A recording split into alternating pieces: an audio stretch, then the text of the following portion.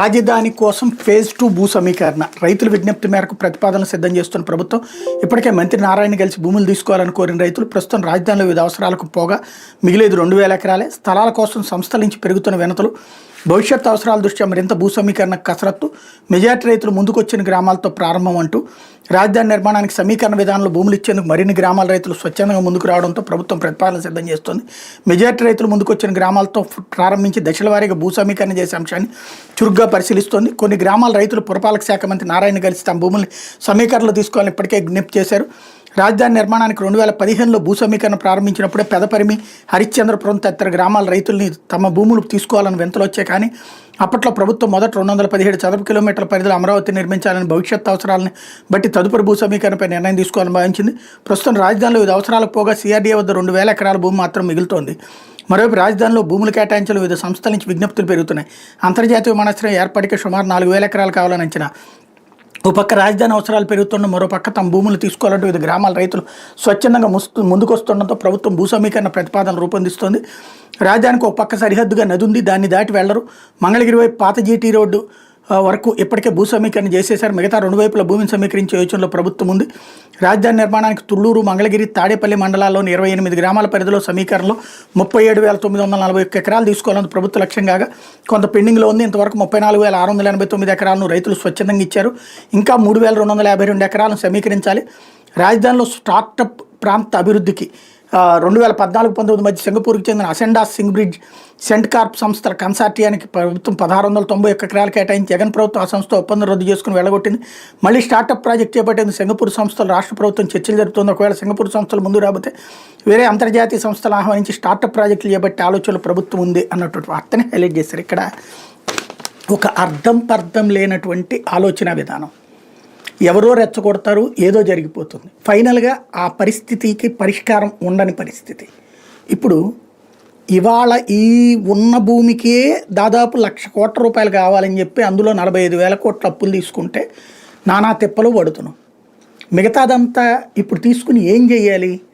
సంస్థలు వస్తాయి, సంస్థకు ఉచితంగా భూమి ఇస్తే ఆ డబ్బులు ఎవరు భరిస్తారు? సంస్థకు ఫ్రీగా ఇవ్వు, లేకపోతే తక్కువకి ఇస్తాను 50 లక్షల రూపాయలకో, 1 కోటి రూపాయలకో. కానీ అక్కడ ఎంత ఉంది వాల్యూ? కోట్లల్లో ఉంది. దాని ఇంపాక్ట్ ఏమవుతుంది? నెంబర్ 1. నెంబర్ 2 వచ్చేటప్పటికి దీంతో ఇంకొక పెద్ద సమస్య ఏంటంటే, అసలు నిజంగా తెలివిగల్లోడైతే ఇప్పుడు హైదరాబాద్లో ఫర్ ఎగ్జాంపుల్ హైటెక్ సిటీకి సంబంధించినటువంటి భూసేకరణ జరిగిపోయింది. ఆ చుట్టుపక్కల వాళ్ళంతా ఎంతమంది బాగుపడ్డారు? ఇప్పుడు ఉన్నటువంటి అన్ని ప్రైవేటు భూములే కదా. మరి ఇవన్నీ ప్రైవేట్ నిజంగా ఈ ప్రాంతంలో కూడా అభివృద్ధి చేస్తుంటే ఆటోమేటిక్గా వాళ్ళే వచ్చి కొనుక్కుంటారు కదా ఎక్కువ రేటు పెట్టి. మరి భూమి సేకరణ ఏంటి, సమీకరణ ఏంటి, వాళ్ళు ఇవ్వడం ఏంటి, మనం తీసుకోవడం ఏంటి, మళ్ళీ దీనికోసం ఖర్చు పెట్టడం ఏంటి, మళ్ళీ దానికోసం అప్పులు చేయడం ఏంటి? మొన్నటిదాకా 7,000 ఎకరాలు అది సెల్ఫ్ సస్టైనబుల్ ప్రాజెక్టు. 7,000 ఎకరాలు అమరావతిలో మిగులుతుంది. ఆ 7,000 ఎకరాలని అమ్మితే గనక ఎకరానికి వచ్చేటప్పటికే 100 కోట్ల రూపాయలు చెప్పున 7,000 కోట్లు వచ్చేద్దా, లేకపోతే 70,000 కోట్లు వచ్చేస్తా అన్నటువంటి తరహాలో చెప్పుకొచ్చాం. ఇప్పుడు మళ్ళీ కథ మార్చేసేసి చాలట్లేదు, ఇది 2,000 ఎకరాలే ఉంటుందంటున్నారు. ఒక అమరావతి అన్నటువంటిది ముందు ఒక ప్రాథమికమైనటువంటి రూపం తీసుకొస్తే ఇది ఇప్పుడు ఏమవుతుంది? ఒక ఊళ్ళో 50 మంది ఇస్తానన్నప్పుడు మిగతా వాళ్ళు ఇవ్వకపోతే వాళ్ళ నెత్తిన కత్తి వేలాడుతుంది. ఇప్పుడు మిగతా వాళ్ళు అందరూ కలిపి ఇచ్చిన తర్వాత ఇప్పుడేంటి, వాళ్ళని ఒక చట్టంలో ఇరికిచ్చేయడం. ఇప్పుడు క్రిందటిసారి అమరావతి గ్రామాలకు సంబంధించి జగన్ వచ్చాక ఆ పాలసీ క్యాన్సిల్ అన్నాక వాళ్ళు అటు ఇటు కాకుండా అయిపోయారు, చచ్చినట్టు. అందుకని మళ్ళీ తెలుగుదేశాన్ని గెలిపించుకోవాలి. మళ్ళీ ఇక్కడ సేమ్ రాజకీయ కోణంలో పనికి వస్తుంది. కానీ అంత భారీ ఇప్పుడు హైదరాబాద్కి సంబంధించి సెక్రటేరియట్, అసెంబ్లీ, హైకోర్టు ఇవి కాకుండా వాళ్ళకి ఏం భూములు సేకరిస్తున్నారు వాళ్ళు? ఇప్పుడు అక్కడెక్కడో సేకరిస్తానంటే ప్రజలు తిరుగుబాటు, ఇక్కడ ఇచ్చేస్తున్నారు స్వచ్ఛందంగా అంటే దాని వెనకాల ఏముంటుంది? ప్లస్ అక్కడ ఖర్చుకి ఇక్కడ ఖర్చుకి ఎంత తేడా ఉంది? ఇప్పుడు ఖచ్చితంగా అమరావతి డెవలప్ కావాలి. ప్రస్తుతం ఉన్నటువంటి దాన్ని డెవలప్ చేస్తే ఆ తర్వాత మిగతా డెవలప్మెంట్లో భాగంగా చుట్టుపక్కల భూములన్నీ ఆటోమేటిక్గా ధరలు పెరుగుతాయి కదా. ప్రభుత్వానికి ఇచ్చి 1,200 గజాలు తీసుకోవాల్సిన కర్మ ఏంటి?